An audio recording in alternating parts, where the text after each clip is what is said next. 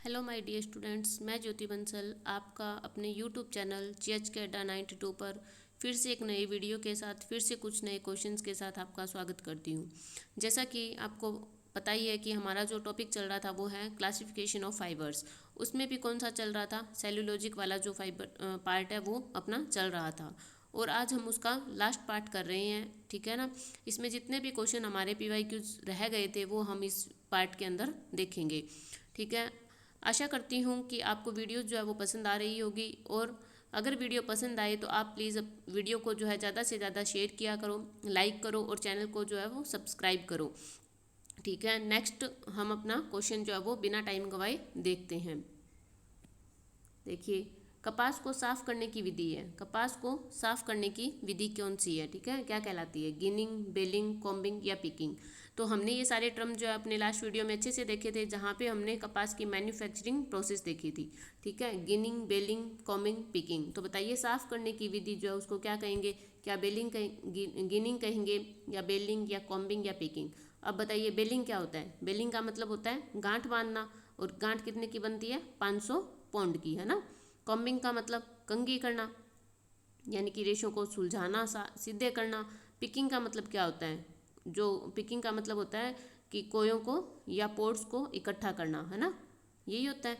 बच गया क्या आपका? गिनिंग। गिनिंग का मतलब क्या होता है? सफाई करना होता है ना, ओटाई करना, सफाई करना। ठीक है ना। गिनिंग मशीन के द्वारा जो है वो इनको गिनिंग की प्रक्रिया की जाती है। इसमें क्या करते हैं कि कपास के जो बीज होते हैं उनको कपास से अलग करते हैं, यानी कि उनके अंदर जो बिनोले होते हैं कपास के अंदर, उनको हम गिनिंग की प्रक्रिया के माध्यम से क्या करते हैं? उनको अलग करते हैं। ठीक है ना। नेक्स्ट देखते हैं। जूट एक, यानी कि जूट क्या है? रासायनिक रेशा है, तने का रेशा है, कोए का रेशा है या जानतव्य रेशा है?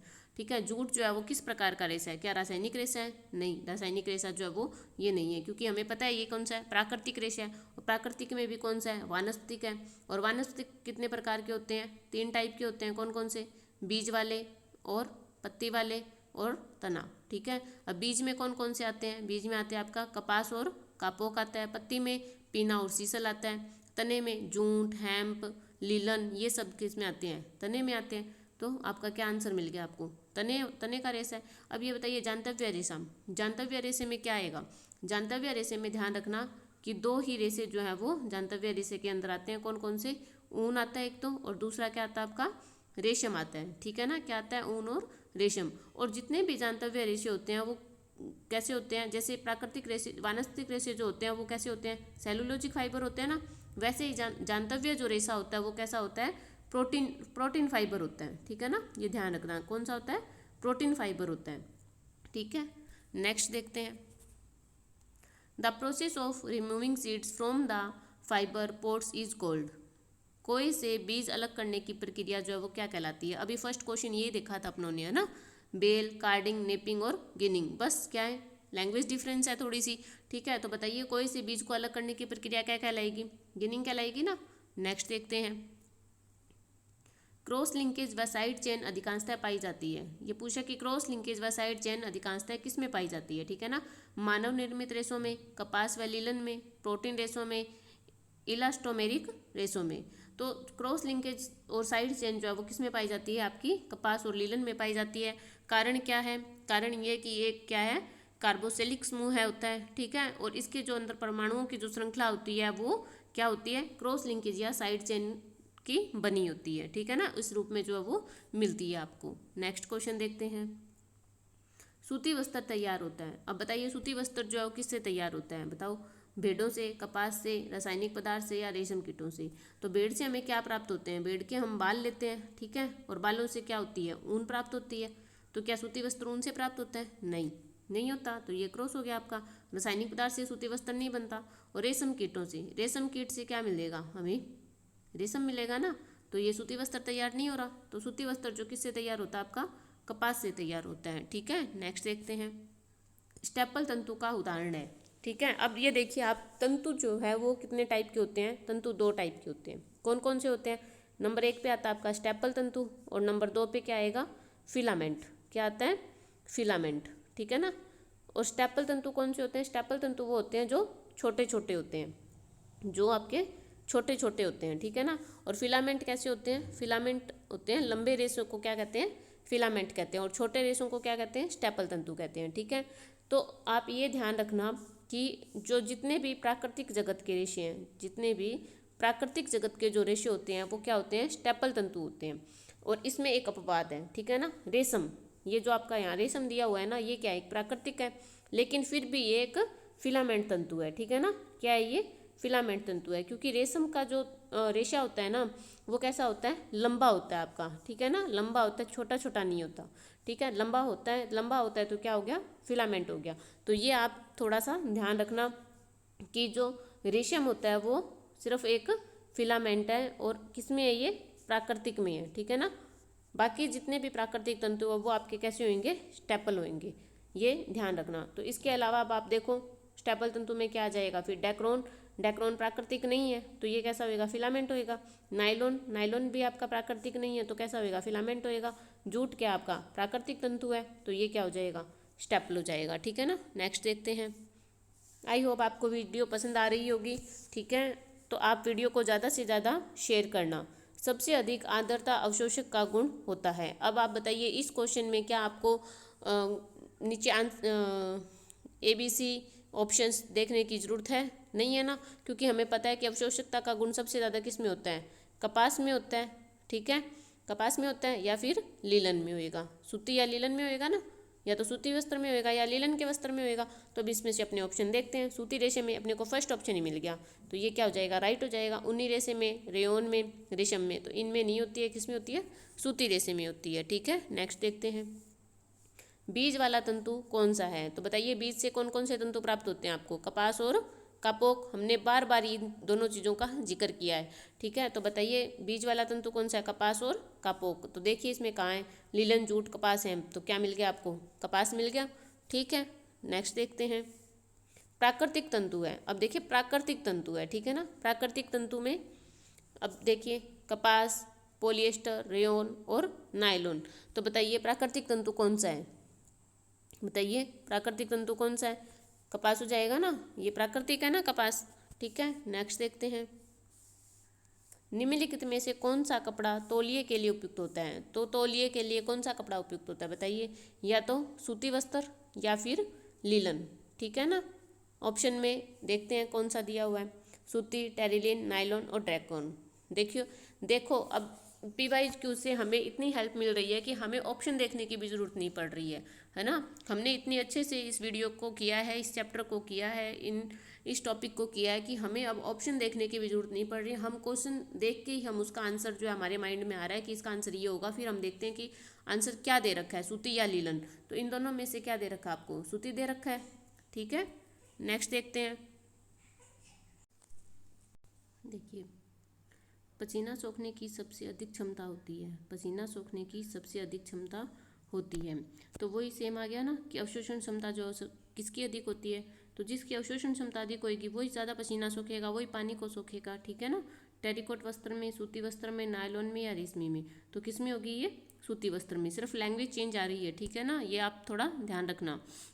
नेक्स्ट देखिए, निम्न में से कौन सा कपास का रासायनिक नाम है, कपास का रासायनिक नाम क्या है बताइए, फाइब्रोन, कैरेटिन, सेलुलोज या पॉलीमर्स। तो रासायनिक नाम कपास में क्या मिलता है, सेलुलोज मिलता है, कितना मिलता है, 90 से 95% मिलता है, और इसका रासायनिक नाम क्या हो गया, सेलुलोज हो गया। ठीक है ना, नेक्स्ट देखते हैं।